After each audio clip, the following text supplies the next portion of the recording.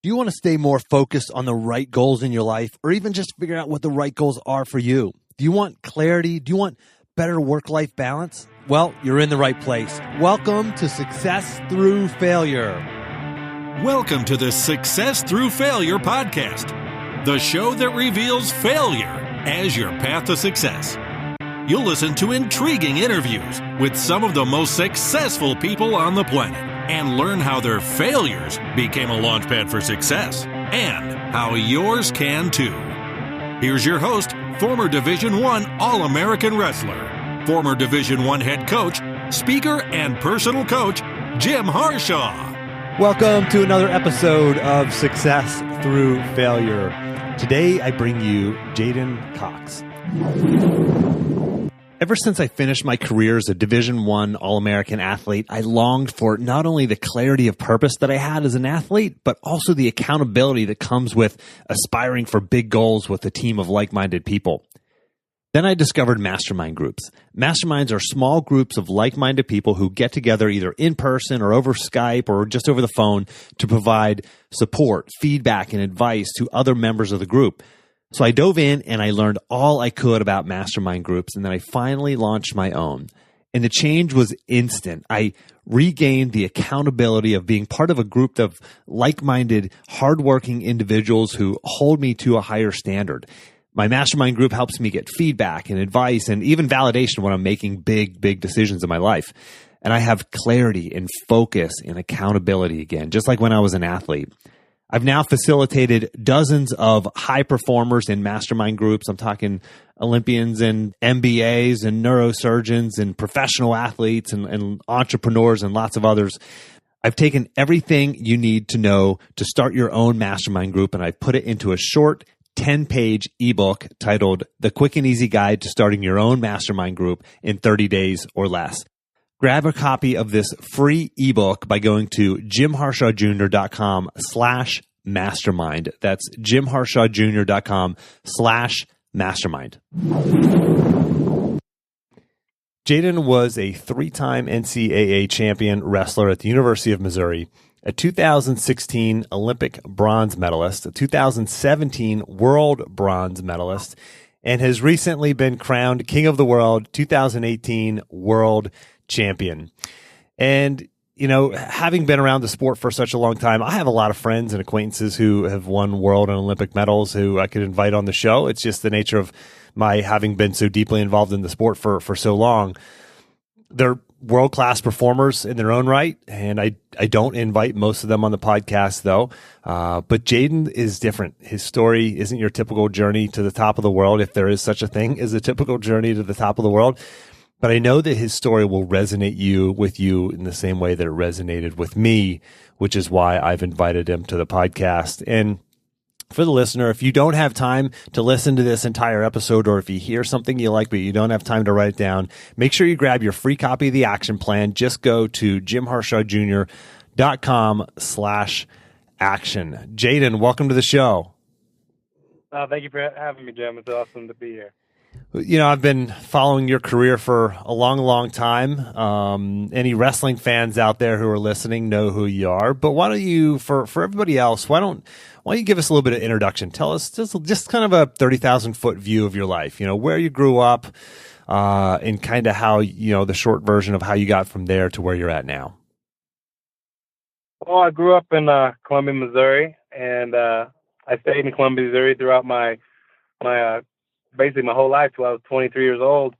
You know, I went to the University of Missouri, had a great experience there, both on and off the mat, overall. And, you know, I had a lot of people, I made a lot of friendships and a lot of lifelong, lifelong friends that have, touched my life or been a part of my journey.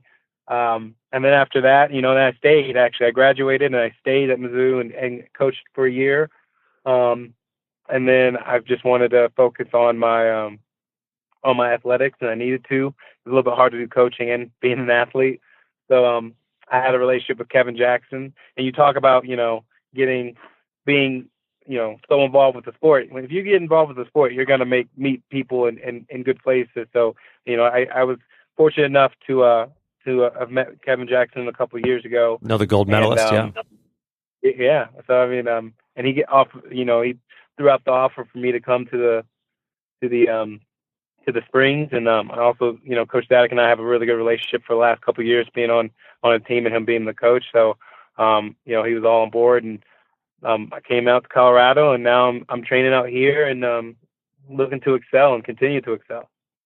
So for the listener, so Jaden's living now in Colorado Springs at the Olympic Training Center.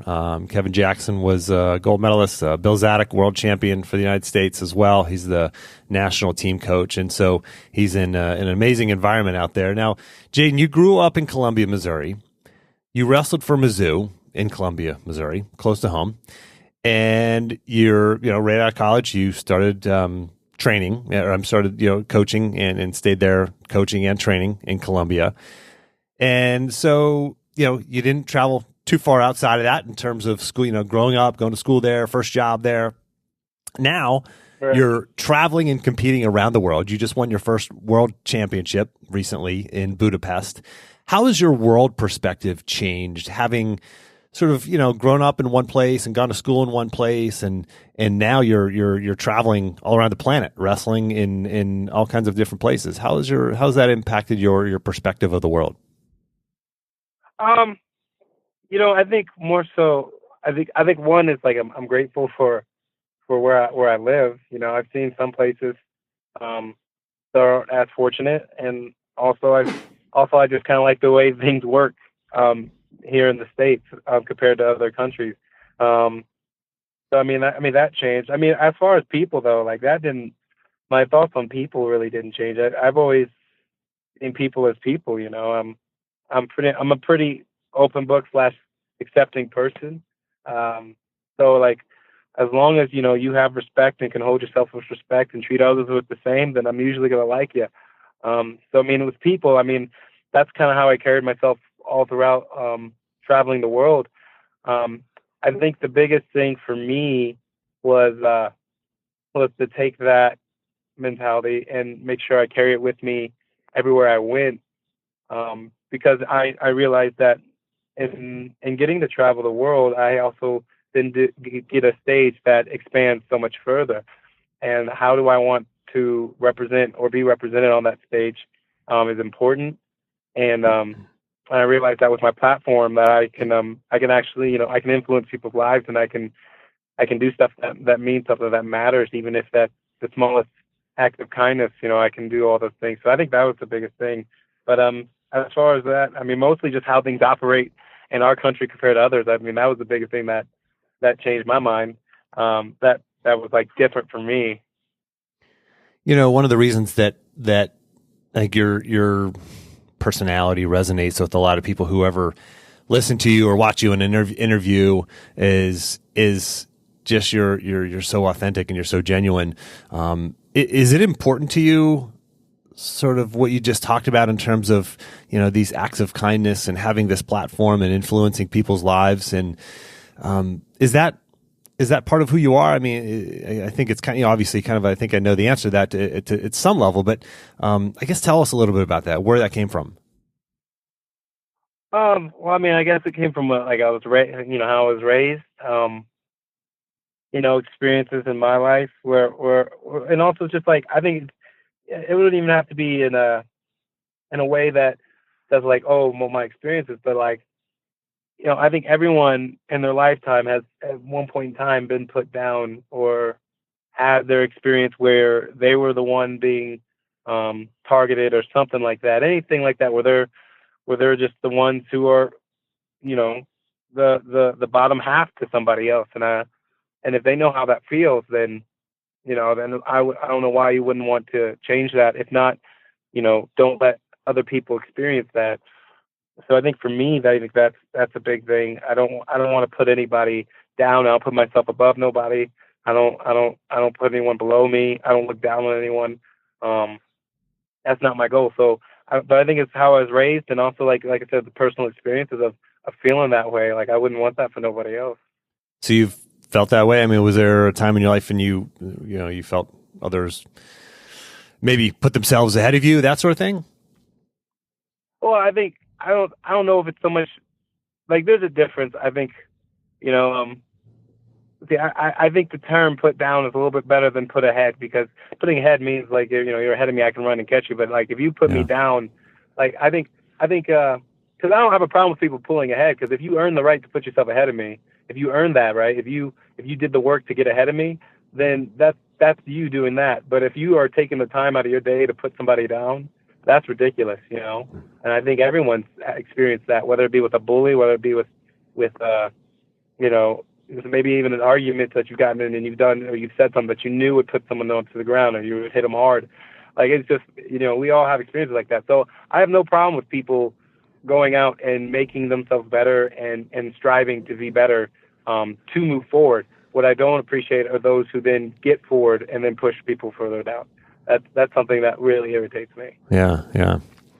And so, you know, we talked a little bit about your world perspective. Is there a favorite place that you've traveled to around the world? Favorite place that I've traveled to? That's a hard one. I would probably have to say Paris was pretty awesome. I've never been, and so getting to go to Paris and experience what it was like there, getting to see the Eiffel Tower, something that I've only either seen pictures of or miniature little towers on people's desks. It was pretty cool to experience that.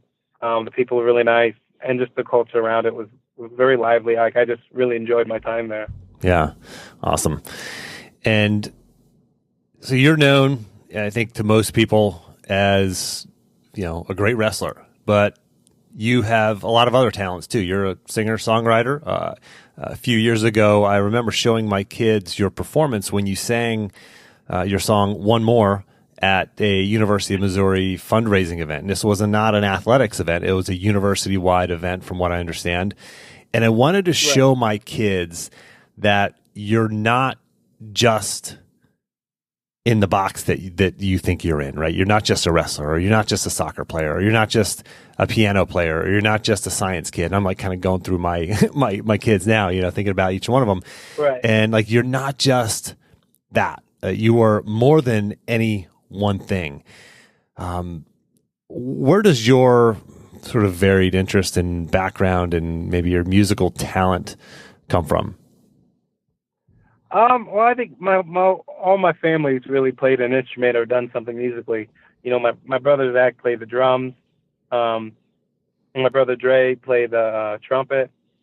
And, French horn. He'll get mad at me for messing that up. But I'm not much of a wind instrument player. So, so he played the French horn, and was in band, and I was in orchestra, and so we all you know, picked up an instrument at one point in time. You know, I just think that for us, we wanted to open more doors, you know, because maybe, you know, one thing, you know, I just think if you have more doors to walk through, I mean, that's a good thing. So, maybe like we had an interest in something, or we wanted to push something further. It so happened that, you know, we all liked wrestling a little bit more, you know, and so then we continued on with that. But we all did a bunch of things. You know, I played baseball, football. My brothers played football and baseball and basketball. So, I mean, we all did a bunch of different things. We just to see what we had a passion for, I guess.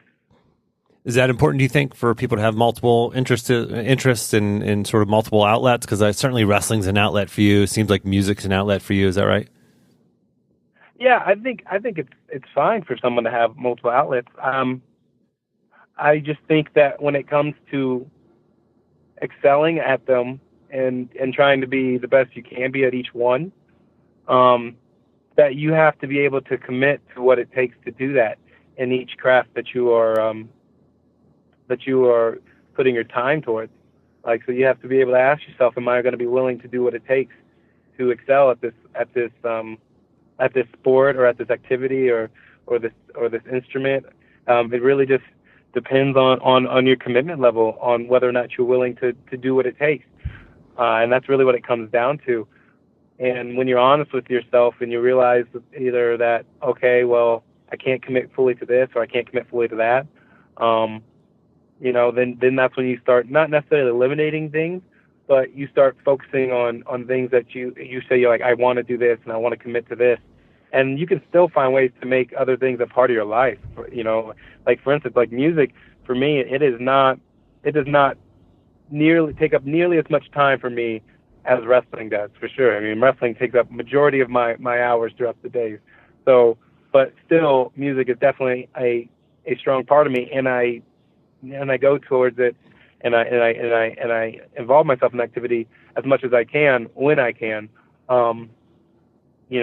So it can still be a part of your life, even though it may not be as major of a part as maybe you'd like, or maybe you having to take time away to excel towards something else that you have more of a passion for. The song "One More," did you write that? Yes. Tell us about that song. I wrote. So that was hard, man. I was, trying to write a song to represent over 30-something thousand people on a campus. It is definitely a difficult task. And I remember went around asking people about what they thought of Mizzou, or I try to think of things we had in common, especially from athlete to student. I know sometimes in some places and in some situations that there are, there's people have a divide between a student athlete and a student, just because of things, whether it be because of scholarship money and whatnot. And I've gotten in debates, that always going to those, like, I don't know, sociology classes and getting into debates about whose life's harder and whatnot. Yeah. So trying to figure out what to say to put it all together. So I went around and just asked people, and I asked my friends, I even some of the things said, got lyrics from friends and stuff too. Like, it's just like, all right, that's something that can be in there. Like, it just kind of sparked ideas and put it together. And I already had kind of a guitar kind of riff to go with it.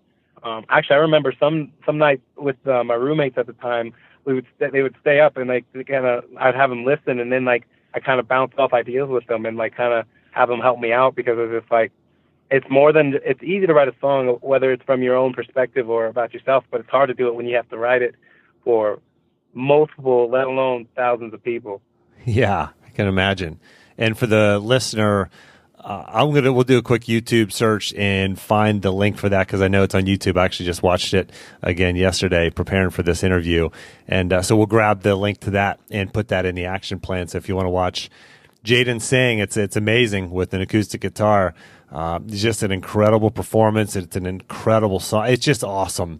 So you've got to watch it. So just go to jimharshawjr.com/action and grab your copy of the action plan, and I'll have a link in there. So Jaden, I also saw a recent interview with you where you conducted the interview in sign language on a local news station. Tell us about that. Yeah, so I was in Columbia, and Andrew Kaufman asked me to come in station and do an interview. So I lost a hearing in my left ear when I was a sophomore in college. And so I was taking ASL classes, and I remember Dr. Logan, Stephanie Logan is her name, was my professor, and she was fully deaf, and she taught a class with us. And I met some really good friends, like Hayden Crystal. I met and another friend, Laura, that we just hit it off, and like I explained to them what was happening, what was going on, and they took me under their wing, and they taught me as much as they could. And I remember I was sitting in classes, and I'd be taking notes on what Stephanie would be signing, or anyone would be signing, because Stephanie would mouth the words of when she signed. So then like I'd be writing down different signs that she was signing, even though she wasn't teaching them, but she was using them. And like I would just keep practicing, and then I would go hang out with Hayden and Laura and keep practicing with them. And it was really cool though, because with them taking me under the wing, I got to experience things that I never did or never would.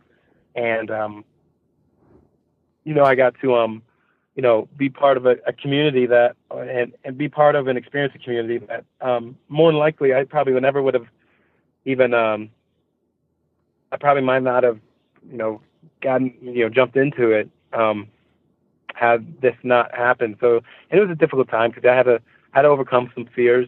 I had to overcome, the reality of what was happening. And it was a scary moment, but then they really helped me see with the beauty of the deaf community and the people that are involved in it. It definitely took away what I was feeling or how I was feeling in that. Yeah. And in college, you've also said that you've hit rock bottom, and there's a great Flow Wrestling documentary about you and your career, and one of the pieces of that is you talked about that moment when you hit rock bottom in college. Can you tell us a little bit about that? Yeah, I just experienced a lot in my life. I'm 23, but I've experienced quite a bit, and sadly to say, I've experienced some things that some people, and I wouldn't wish on anybody, and that I wish that nobody had to experience. And so with those being part of my life and I guess you want to say my journey as well, I hit a low point with that. And it's funny because, we always want to be tough and stuff. And, for me, like, it was just, I'm going to bury everything, and just like everything else, it gets dug up at some point. And eventually, and it comes back stronger when you're dealing with issues, especially within yourself. And when you're battling yourself with certain situations, it's usually sometimes, it's hard, because it's hard to change the viewpoint of yourself with yourself, especially when you're that low. But it's something that I definitely had to work on. But I remember just feeling a hopelessness, like a darkness, and even worse, a worthlessness. I felt worthless. I felt like I didn't in this world. I didn't have a slot. It wasn't. I didn't have to. I didn't have a place in this world. It wasn't for me. And even then, like even further than that, I didn't feel like I deserved one. And I just really put myself down. And then like, I remember I'd have times where I would be thinking to myself about all the stuff that happened, like what, and my own mind telling me like, what good are you? Like asking all these questions, like, and like telling yourself that, you're pathetic and this and that. And it just keeps on going and spiraling to the point where it's just kind of like you agree with it at some point. And like, it starts off small. Like you start off trying to fight it. And if not fight it, you start off trying to bury it. And for a while that works. But each time that it gets dug up again, it infects you more and more and more, and to the point where you're just you finally believe it, and then you find yourself like, well, this is what I could do to be rid of this, and it's almost like you don't have, and it's just kind of like, I know people are always like, well, you need to go to people and stuff. Well, sometimes in those moments, I know like you don't feel like you're worth it though. You don't feel like you're worth the time even, and also on top of that, like I'm a person, I tend to think of others before myself, which is also why sometimes things kind of catch up to me. It's not so much that I bury them, it's just I get lost in trying to do stuff for everybody else so much that I lose track of what I need for myself. So it's just like you go in and you try to, and so like you don't want to burden people, right? So like that's one thing, like you don't want to be a hardship to somebody or anything. So, and also on top of that, like whenever you feel like something's wrong with you, I think one of the things that people dislike a lot is that when something's wrong with you and something's wrong in general, and the last thing you want at that point when you're already putting yourself down is for other people, the fear of other people seeing that something's wrong with you too, and treating you as such. So then you don't reach out, because then you have those fears, you have those thoughts, and then to get to the point where, where you're doing things, or you're doing things without even thinking about them. And like, whether it be, self-harm, whether it be, you're doing stuff with drugs, whether it be, you turn to alcohol, whether it be, even like my case, you want to step out in the traffic in your life, you do things because at that point, your own mind closed the doors that weren't locked for you. It locked everything else. You did it yourself. And it's hard though, because in a way, you did do it, but at the same time, you know, it was almost like your mind, your body, and everything's going to do what it thinks it's best for itself. And sometimes it's lying to you. What you think is best is actually a lie. You know, but you will do what you think you need to defend yourself. And then I think also on top of that, like, I think in going through that experience, it really helped me to prioritize what what I was feeling and how to handle things, you know, and even now to this day, you know, I still struggle to open up to people about things, or to talk about how I really feel, especially when it comes to more in-depth conversations. You know, it's something that is still a struggle, but something that is a practice that I still push towards, because no matter how painful it may be, because I think the worst pain is asking someone to talk about their issues, you know, to live it up. Because like thinking about them, saying in your mind is one thing, but then having to say it out loud and hear the words come out of your own mouth, that's a whole nother thing. You know, it's a whole different kind of demon. And what you don't realize is through that pain and through that reflection or through that admittance that you're going to go through is the light at the end of the tunnel, the relief and the freedom that you get from it. Because it's almost like letting it out. Yes, it is painful, but letting it out is almost kind of like letting out weight, you know, taking the weight off your shoulders, you know, and releasing you from chains that have been, you know, holding you down and holding you back.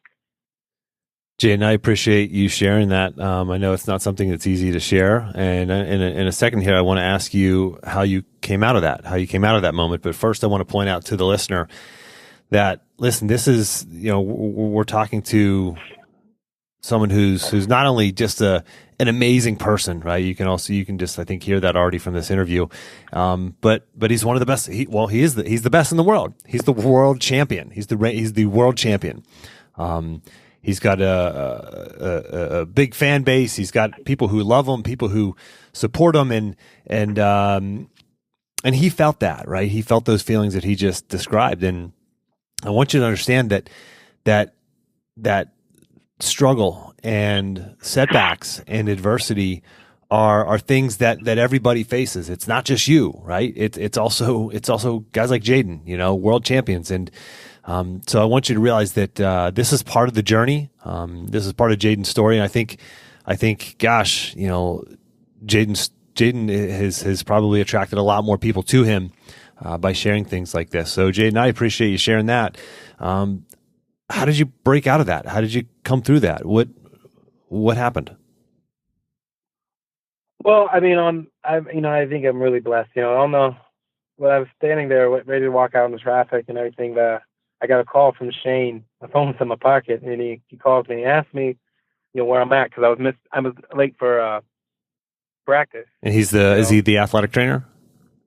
Yeah, at the time he was. Yeah, at the time he was. And I just said, I just remember I fell to my knees. And I told him I needed help, and I was crying. And I was trying to. Nothing was making sense, and you know, I just begged him for help. And him and Coach Smith came out and found me, and then they took me to MU, you know, basically mental health hospital, and I stayed there for like a week and a half, 2 weeks. I can't really remember fully. It was kind of a blur, those moments in there. But I stayed in there, and I had a few visitors and talked with people. But for the most part, you know, I just needed time to figure my stuff out. And then I got out, I got released, and then I got with Debbie Wright, who is a therapist there at Mizzou. And then I moved out to Mike Ironman's, actually. I just needed a place to kind of stay away from everything and everyone. And Mike was your high school wrestling club coach, is that right? He was my club coach when I was a kid, but he's coached me all through my life, you know, even to this day. You know, he's a very intricate part of my life as a person and as a wrestler. So I mean, like he took me to his home, and you know, I stayed in his house in the basement, and I had my own room, and it was rough, man. It was very rough. You know, the first night out of the of the hospital, you know, I was still very, I don't know if unstable is, I just wasn't with it really. I wasn't my normal self still. And, you know, I had serious, just problems, and my mind was kind of just going everywhere, every which way. And, you know, actually I remember we were playing poker once. He wanted to play poker just to do something and get our minds off everything and trying to help me out. And I don't know why he wanted to play poker. He knows I suck at poker. But he wanted to play, and like everyone's playing, and like I'm like, I kid you not, I'm so freaked out and I'm so distraught. Like I actually still have the scar from when I was so distraught that I scratched my arm so bad just with my nails that I actually tore the skin away from my forearm on my left arm. Wow. You know, so I was freaking out, and like there's just a lot of things I was still battling, and you know, and Mike did a great job of, you know, knowing when I needed him and knowing when to kind of let me deal with it on my own. You know, I had trouble sleeping. I'd go nights without sleep. You know, I'd have nights where I'd go out and run, or nights where I'd just go out in the restroom room and start doing stance of motion or working out or doing something to get my mind off, or I would physically have to drain myself to the point where I physically couldn't stay awake anymore just so I could fall asleep. You know, because I would have these flashbacks and nightmares in my sleep. You know, I would have to completely deplete myself to finally go to sleep, because the fear that was within me, you know, was so strong that I would fight going to bed. I wouldn't do it. You know, I didn't want to see or relive the things that I relived, because it was like experience everything like it just happened. And then, and so then I went, to Debbie, and Debbie was very helpful and giving me a platform to kind of talk these things out and working with me, so that, you know, I was more so working through it myself. Like she was there, but she was more so a guide rather than a director. You know, she would kind of guide me, but I had to come to the conclusion myself, because I struggled. Like I said, I struggled with even seeing myself in a good light. And, you know, and I would say, you know, things like I wasn't important. I wasn't worth it. I'm hopeless. There's this and that. And she was very adamant about telling me that I was something, you know, and that I needed to believe that too. And being, very intricate, and like just a lot of sessions with her, and she's worked with me with a lot of things. And I got on medication to help me sleep, and for my depression, I also had some medication that would even keep me from dreaming, you know. And so she definitely helped me out a lot. And in doing that and becoming a little bit more balanced, I was able to have more conversation with her and understand who I wanted to be, and understand the things that had happened to me. And there were some things that I had to accept that were very hard to do, and that she helped me through. There were some things that she helped me accept that before I was not willing to, and I didn't want to.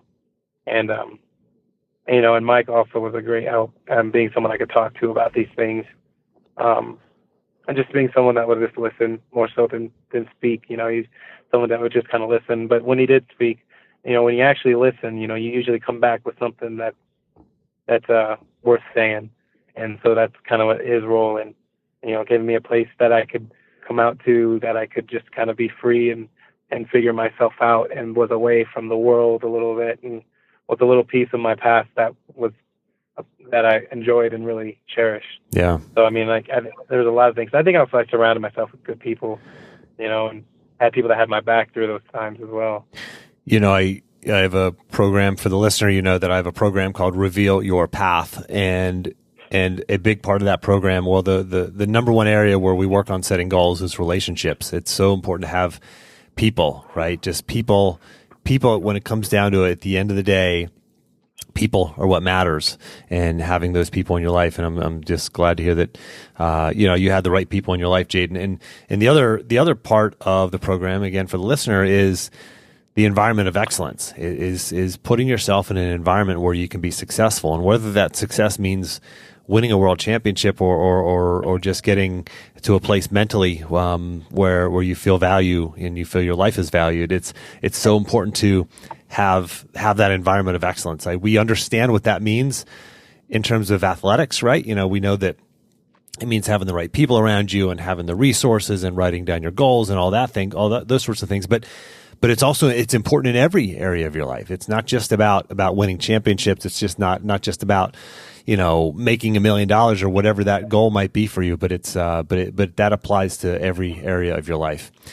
And Jaden, can you, it's so fascinating just to hear your story and that intermingled with the success, the amount of success that you have is just inspiring and incredible, and just such a part of what makes your story so magnetic to so many people. Can I ask you this, Jaden? What habits do you have that you feel have set you apart and have helped you achieve success? Because there's a lot of people that work really hard, right?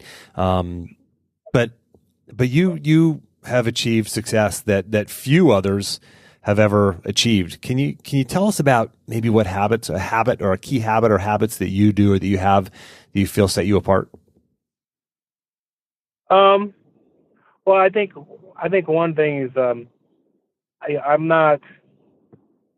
I think I'm willing to pick up anything from anyone, and I'm able to not only pick those things up, whether it be a mental side of things or or a technique, and make it my own or make it my own understanding. I'm able to just pick up a lot of things from other people. And I think a big thing too that other people need to understand too is like my mentality, I believe, sets me apart too.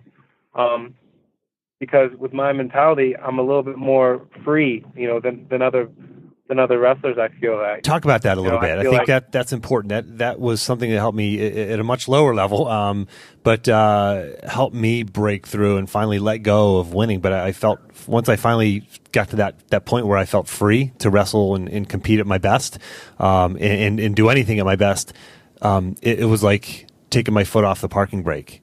Tell us about that mindset of you talked about being free. Well, I think fun creates freedom. I've always looked to this sport I shouldn't say always, but once I kind of figured this out, that when I wrestle my best is when I'm just having fun, and when and that affects everything from my conditioning to how I hit technique to what I'm willing to I'm not just looking at a shot, I'm taking it, it's just those minute difference, I'm actually having fun with this. And what's funny is people want to say, well, when you're winning, it's fun. So you have to wait till you win to have fun. So you're miserable all the way up to the whole thing to then have fun finally. That doesn't make sense. And why would I want to live my life just to have a little bit of fun and then I wasted the rest of my life being miserable? That makes no sense to me. That's not the life I want to live. So, I want to have fun through this whole thing. So I look to enjoy every aspect of the sport, the whole process, from the conditioning to the rep after rep after rep to basically to anything, to any part of me that I'm putting towards this sport. I'm looking to enjoy it to the utmost and fullest. And the reason why fun does allow you, I don't know what it is about it, but it frees you to wrestle to your utmost best because, let me give you an example. You ever have an important test to take? Sure. You ever? Yeah, a really important test. Let's say you're in high school. Yeah. The final test is worth 50% of your grade, right? You have a B in that class. You have to pass this class, right? Or whatever, right? You have to pass this test. And yet you are miserable trying to, even though this thing is really important, you really don't care for it. You don't want to do it. It doesn't really matter. It means a lot for you to pass this test and move on to the next grade, right? And yet you won't put your full effort towards it. Some people don't. I remember there's some tests I studied right before the test to take it, right? And it's just like, all right, sure. Well, good luck, and that's just a reality of what it was. But let's say this, you play a basketball game, right? It's a pickup basketball game. This game means nothing to the world. It means nothing to you. It means nothing. You're playing the game with your friends, and you're going to have fun with it. You're going to enjoy it, and you go all out for this game. You're going out there. You're playing defense. You're jumping for rebounds. You're free. You're shooting the ball. You're doing everything for this game that means absolutely nothing in the real world. But yet, in that moment, you're giving everything that you have for this minute thing. How do you step on the mat with the world championship on the line and say, I'm going to go out here and have fun, versus the fear of failure, right? How do you let go and be free while everything's on the line? Accepting that failure is a possibility. Yeah. Accepting that failure, no matter what you do, at some point and somewhere, it is inevitable that it's going to find you, and it's going to happen. I know there are people that say they don't accept failure. No. That's not true. You don't accept disappointment. Failure is going to happen whether you like it or not. Everyone's experienced. You're going to experience failure. You don't have a choice in the matter. That's just the way life works. That's the way life is always going to be, right? What you do have a choice in is whether or not you linger in that failure, whether or not you linger in disappointment or not. Disappointment is a killer of hope, and it is a killer of confidence. It is not the failure itself. It's going to happen whether you want it to happen or not. So you have to accept that it may happen, and in accepting that, you no longer have to fear it. You no longer have to be afraid of it. But I will say this too, is like if you're so afraid of failure, then why hold yourself back with everything? Why hold yourself back from taking that shot, from going for the points, for looking for the scores? Why hold yourself back then? If you're so afraid of failure, why is it that so many wrestlers are afraid of failure, yet they go out there and they hold back from what they've trained to do? Yeah. It doesn't make sense, right? But when you accept that failure and you understand that it may happen, and you accept that may be the case, and you're willing to go out there and give it your all, you give yourself more of an opportunity then to go out there and be free and to win, rather than lose. Because if you're willing to do that, this is something that everyone around the world struggles with. Everyone around the world struggles with, failure, the fear of failure. Yes. So if you can overcome that, you'll be ahead. I'd be willing to say you'll be ahead of probably about 90 to 95% of your competition anyway. Yep. And that's in anything. So I want to translate this for the listener who's not competing for world championships like Jaden is, but you're out in the real world. Maybe you have a family, or you're in a relationship, or you have a job or a business, or you have this health goal, right? Like, let go of the failure, right? Let go of the outcome and focus on the process, focus on having fun, focus on enjoying the journey, focus on being in the moment and being where you are right now, and finding the enjoyment in that, finding the positive in that, and being okay with failure, because like Jaden said, it's going to happen. So your best chance, your best bet is to move forward and do your best and have fun and be okay. If you fail, be like, okay, just be understanding that that's part of the process, whether it's a sales call you have to make, whether it's 20 pounds that you want to lose, or a marathon that you want to train for, or a job interview that you want to ace, or a business that you want to start, or a book that you want to write, or a relationship that you want to fix. Like, all of this translates because this is real life stuff. Just wrestling and sports are a microcosm for the real world. So Jaden, thank you for that. Let me ask you this. Have you, can you share with us a moment where you failed and maybe you did feel self-doubt? And I know, when we look from the outside in, it doesn't really appear like you failed very much, because, multiple, I think 4-time state champion, 3-time NCAA champion, world champion now. But can you take us to a moment where you failed and maybe felt some doubt in that? I think, for the most part, I think I failed. Like my sophomore year, I think I felt failure. I don't know if I felt self-doubt though in that, because, I knew, and it was one of those things where I think I failed the utmost failure, because the worst, things about failure, or worst types of failures, whenever you're doing. I was at my I was doing things wrong in my life. Translated on the mat, I was doing things wrong, right? So like I was doing things wrong as far as when it came to my life. And the thing that really dug in deep with me was that I knew it, you know, and you knew, and I knew it, and for some reason I didn't change it. You know, I didn't change my ways. I didn't change my mind. And, you know, I think that for me, what led to me, you know, being upset with myself. I don't know if I had self-doubt because, you know, I knew that if I did things right, I could have been a champion in my sophomore year, you know, or at least my chances would have been higher. But I knew I didn't do everything right, and I didn't do things right, and I knew it, and I still went down that path of doing things wrong, and I didn't change that. But when after I did fail, I went to NCAA's and I took 5th. You know, and then I went back to my coach, and I was like, here's the things I'm going to change. Here's the things that we need to change. And here's what I'm going to do. Like, and knowing that I had failed and knowing how, I realized I had already had a plan set up, or already not plan set up, but footnotes where I knew what I was doing wrong, so I knew what I needed to correct. And so then I already had kind of a map laid out of what needed to change. And then I had the people around me, like, once again, talk about having the network around you that helped me to achieve my goals and make the changes I needed.